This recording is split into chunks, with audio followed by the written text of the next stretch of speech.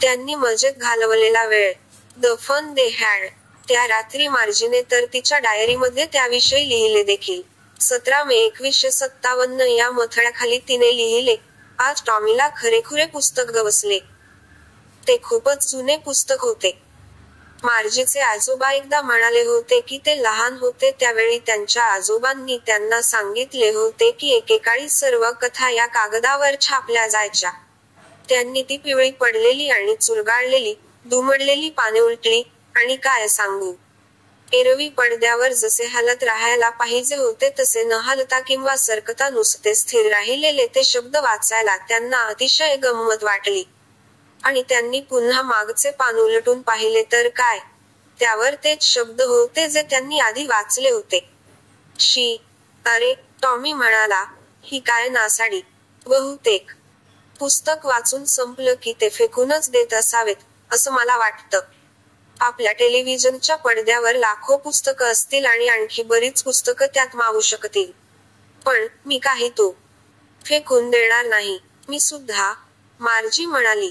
ती 11 वर्षांची होती आणि तिने टॉमी इतकी टेलिपुस्तके वाचली नव्हती.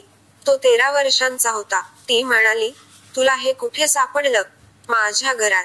त्याने न बघता नुसते खोळेने सांगितले कारण तो वाचण्यात गुंगला होता. माळ्यावरती. कशाबद्दल आहे ते? शाळेबद्दल. मार्जीने तिरस्काराने बघितले. शाळेबद्दल? शाळेबद्दल काय लिहायचं? मला तर शाळेचा तिटकारा आहे. मार्जीला शाळा कधीच आवडत नसे. पण आता तर तिला शाळेचा आणखीनच तिटकारा वाटू लागला होता. मेकॅनिकल टीचर तिला एकापाठोपाठ एक भूगोलाच्या टेस्ट देत होते आणि ती अधिकाधिक वाईट कामगिरी करीत होती. शेवटी तिच्या आईने वैतागून आपल्या डोक्याला हात लावला आणि ती तिला काउंटी इन्स्पेक्टरकडे घेऊन गेली. लालसर चेहऱ्याचा तो एक गोलमटोल बुटका माणूस होता आणि त्याच्याकडे डायल्स आणि वायर्सनी भरलेली एक अख्खी पेटी होती. मार्जीकडे पाहून तो हसला आणि त्याने तिला एक सफरचंद दिले. मग टीचरचे तुकडे वेगवेगळे केले. मार्जीला वाटत होते की त्याला पुन्हा कसे जोडायचे हे त्याला ठाऊक नसेल तर बरे, पण त्याला मात्र ते बरोबर माहीत होते. आणि सुमारे तासाभरात तो दुरुस्त होऊन तयारही झाला. मोठा आणि काळा आणि कुरूप असा ज्याच्या मोठ्या पडद्यावर सर्व धडे दाखवले जात आणि प्रश्न विचारले जात. ते एवढे अवघड नव्हते. पण मार्जीला सर्वाधिक नावड होती ती गृहपाठ आणि चाचणीचे पेपर्स द्यावे लागत असत, अशा त्या विभागाची. ती 6 वर्षांची असल्यापासून त्यांनी तिला पंचकोश, सांकेतिक लिपी शिकायला लावले होते आणि त्या लिपीमध्येच तिला उत्तरे लिहावी लागत आणि मग क्षणार्धात मेकॅनिकल टीचर तिचे गुण मोजत असे. काम पूर्ण झाल्यावर इन्स्पेक्टरने हसून मार्जीच्या डोक्यावर थोपटले. तो तिच्या आईला म्हणाला, मिसेस जोन्स, या छोटीची यात काही चूक नाही. मला वाटतं भूगोलाचा विभाग खूप जलदपणे पुढे जात होता. कधी कधी अशा गोष्टी होतात. मी आता त्याचा वेग मंदावून सरासरी 10 वर्षांच्या पातळीवर आणला आहे. खरं म्हणजे, तिच्या प्रगतीचा सर्वंकष आलेख अगदी समाधानकारक आहे. आणि त्याने पुन्हा एकदा मार्जीच्या डोक्यावर थोपटले. मार्जीची निराशा झाली.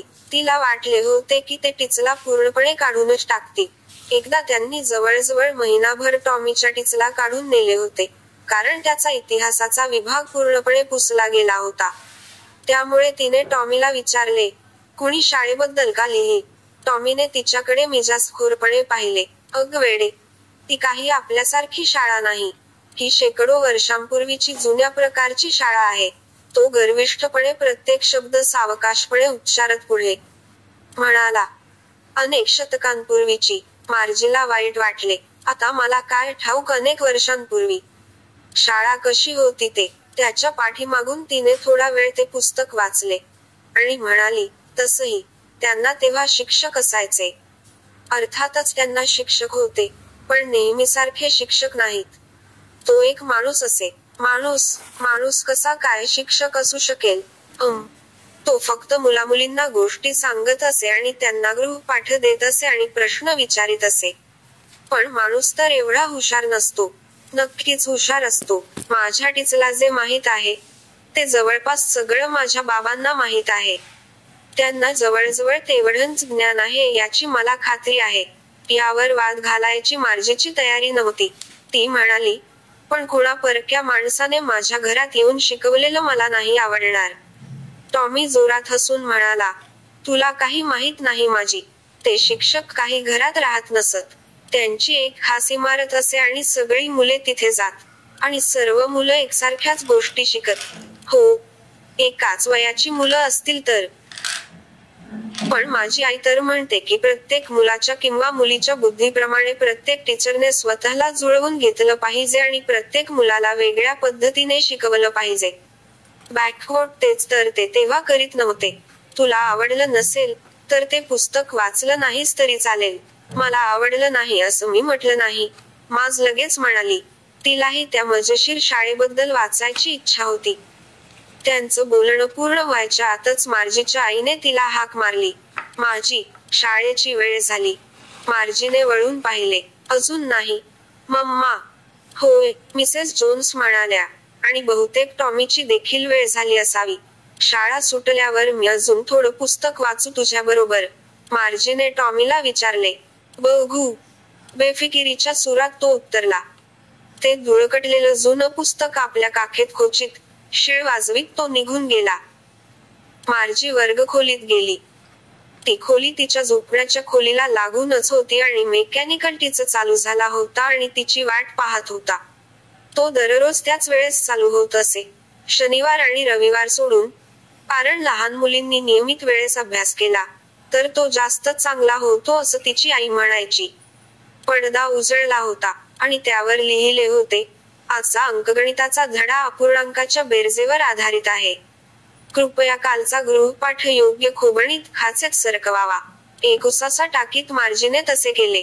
तिच्या आजोबांचे आजोबा लहान असताना ज्या जुन्या शाळा होत्या त्याबद्दल ती विचार करू लागली. आजूबाजूच्या परिसरातील सर्व मुले हसत आणि आरडाओरडा करीत शाळेच्या पटांगणात येत.